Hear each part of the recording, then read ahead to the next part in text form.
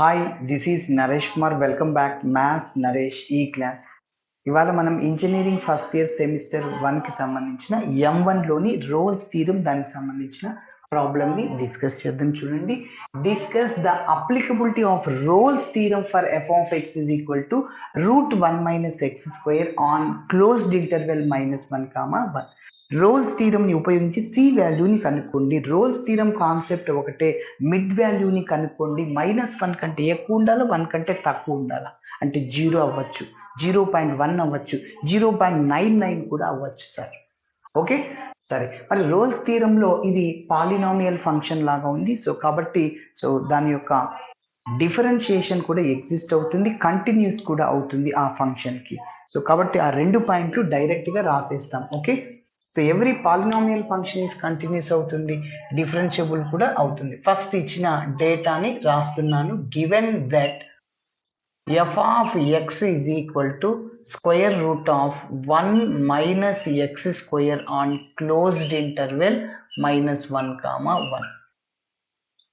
ఇప్పుడు ఒక చిన్న పాయింట్ రాస్తున్నాను. Since f of x is continuous, f of x is continuous on closed interval -1, 1, and f of x is differentiable, f of x is differentiable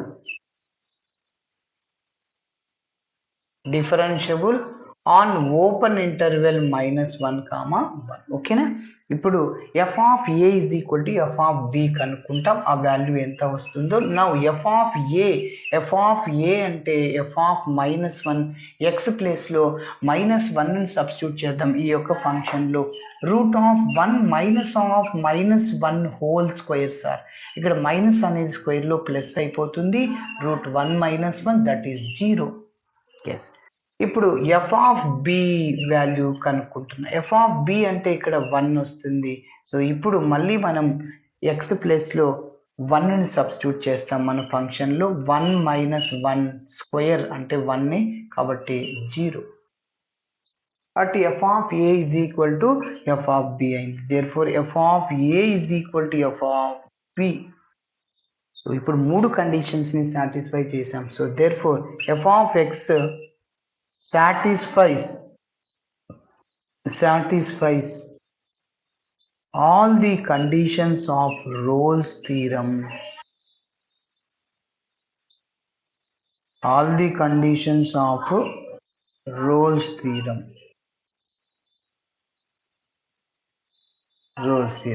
By Rolle's theorem prakaram, by using Rolle's theorem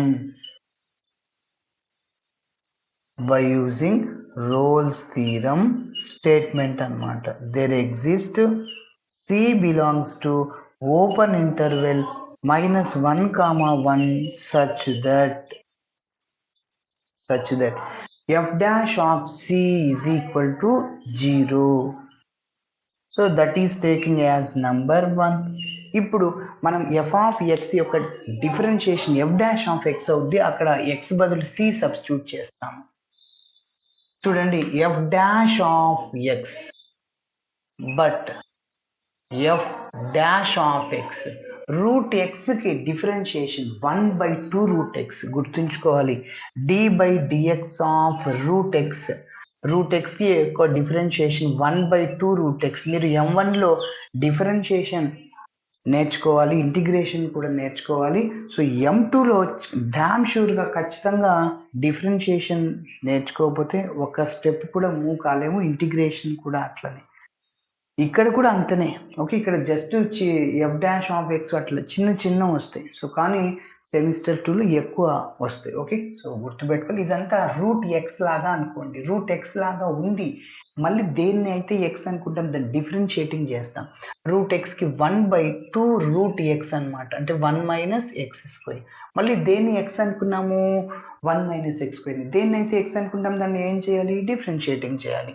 అది ఇంటూలో వెళ్ళి constant యొక్క differentiation 0, minus రాశాను. x²కి differentiation 2x, 2 cancel.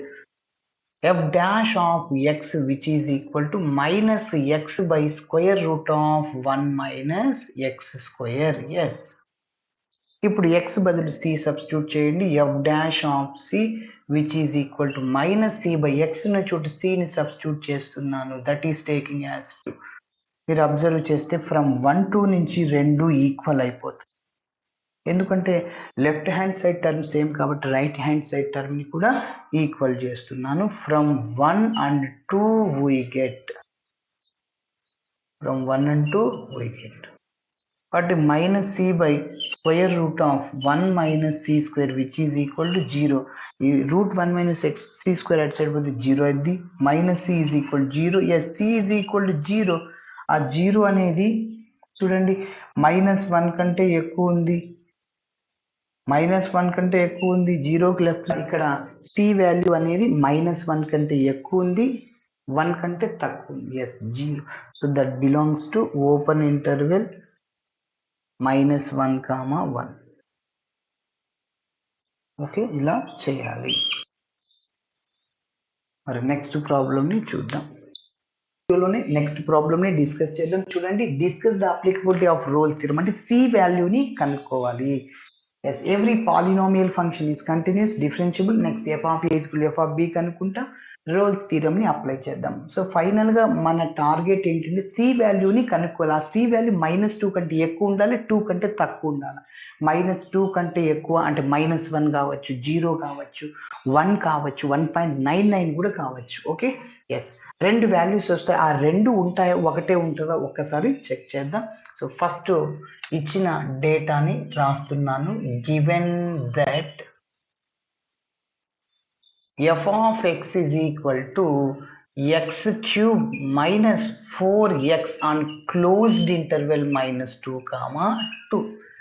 Yes ఇప్పుడు ఒక చిన్న point రాస్తాం. we know that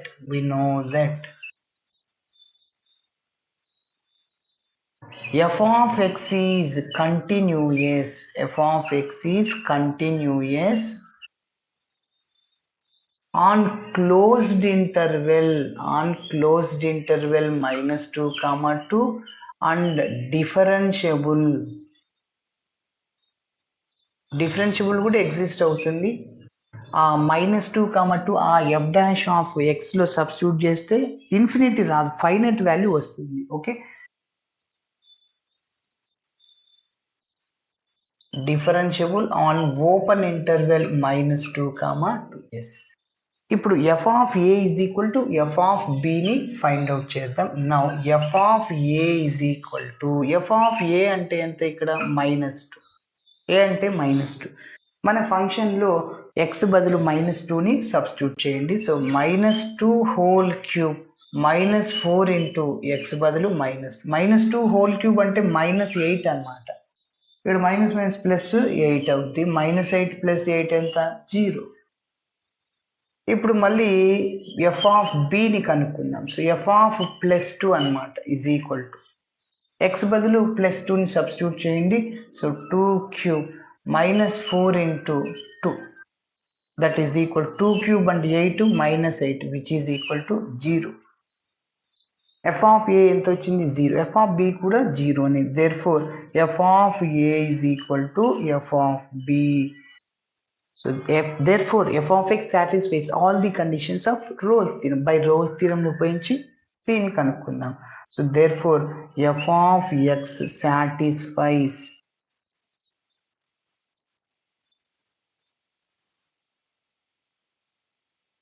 all the conditions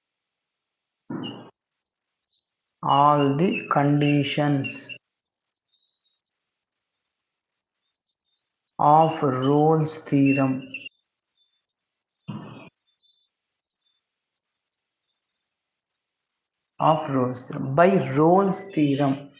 Rolle's theorem ని ఉపయోగించుకొని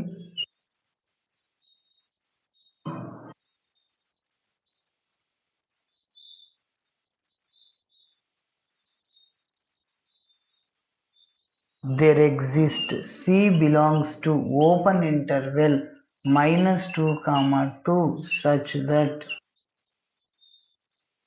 f dash of C is equal to 0. దానికి ఒక నంబర్ 1 ఇస్తుంది. ఇప్పుడు మనం f dash of x ని కనుక్కుందాం. ఎఫ్ డాష్ ఆఫ్ ఎక్స్ని కనుక్కొని అందులో ఎక్స్ ప్లేస్లో సిని సబ్స్టిట్యూట్ చేస్తాం.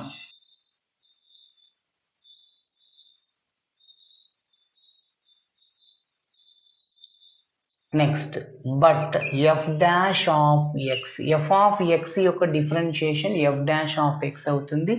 ఎక్స్ ప్లేస్లో సిని సబ్స్టిట్యూట్ చేయాలి. ఎక్స్ క్యూబ్కి డిఫరెన్షియేషన్ 3x² మైనస్ 4xకి డిఫరెన్షియేషన్ 4. సో ఇప్పుడు ఎక్స్ ప్లేస్లో సిని సబ్స్టిట్యూట్ చేస్తున్నాను. 3c² minus 4 that is taking as 2. ఇప్పుడు మీరు అబ్జర్వ్ చేస్తే 1 2 నుంచి left hand side term same కాబట్టి రైట్ హ్యాండ్ సైడ్ టర్మ్ కూడా సేమ్ అవుద్ది, అంటే ఈక్వల్ చేసేస్తాం. So from 1 and 2 we get, from 1 and 2 we get, so 3c² minus 4 which is equal to 0.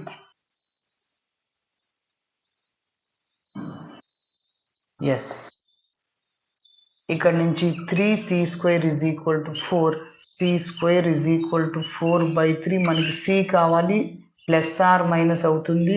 √4/3, √4 అంటే ఎంత సార్ అంటే 2/√3 అట్లనే ఉంటుంది. ఈ రెండు వాల్యూస్ మన ఇంటర్వెల్లో ఉంటాయా అంటే ఎస్ ఉంటాయి సార్. ఎందుకో చెప్తాను చూడండి. -2, సి ప్లస్ 2/√3 అనేది మన ఇంటర్వెల్లో ఉంటుంది, -2/√3 కూడా ఉంటుంది. ఎందుకు sir? C is equal to for example 2/√3 తీసుకుంటున్నా. సో 2/√3 అంటే 1.732 ఎగ్జాక్ట్గా. సో 2/1.732 అంటే 1.15. మీరు చెప్పండి, 1.15 అనేది -2 కంటే ఎక్కువ ఉంటుందా? ఎస్ ఉంటుంది. ఫస్ట్ 1 నెంబర్ లైన్లు, 1 కంటే లెఫ్ట్ సైడ్లో 0, మళ్ళీ 0కి లెఫ్ట్ సైడ్లో -1, ఇంకా ఇక్కడ 2 ఉంటుంది. ఇప్పుడు మీరు చెప్పండి 1.5 అంటే నియర్లీ ఇక్కడ వస్తుంది. ఓకేనా? వీటి మిడిల్లో 10 లైన్స్ ఉంటే అందులో 5 లైన్లు 0.5. సో 1.15 అట్లా ఇక్కడ దగ్గరలో ఇట్లా వస్తుంది. అంటే మీరు చెప్పాలి -2 కంటే ఎక్కువ ఉందా? ఇక్కడ ఇంకా -2 ఉంటుంది నాన్న. ఓకేనా? -2 కంటే ఎక్కువ వీటి మిడిల్లో ఉండాలా? ఎస్ ఉన్నాయా? ఉన్నాయి. 2 కంటే తక్కువ ఉంది, ఎగ్జాక్ట్లీ 2 కాదు. నెక్స్ట్ ఇప్పుడు మైనస్ తీసుకోండి. -1.15 సి వాల్యూ. ఇప్పుడు మీరు చెప్పండి -2 కంటే ఎక్కువ ఉందా? 1.5. అవును. -2 పెద్దదా -1 పెద్దదా? -1 పెద్దది కాబట్టి -2 కంటే ఎక్కువ ఉంది. 1.15 అంటే మళ్ళీ ఇక్కడ మిడిల్లో వచ్చేదానికి ఛాన్స్ ఉంది, అంటే -2 కంటే ఎక్కువ ఉంది. ఎస్ ఇట్లా చేయాలి. Thanks for watching my video. నచ్చితే ఖచ్చితంగా మీ ఫ్రెండ్స్ కూడా షేర్ చేయండి. బాయ్.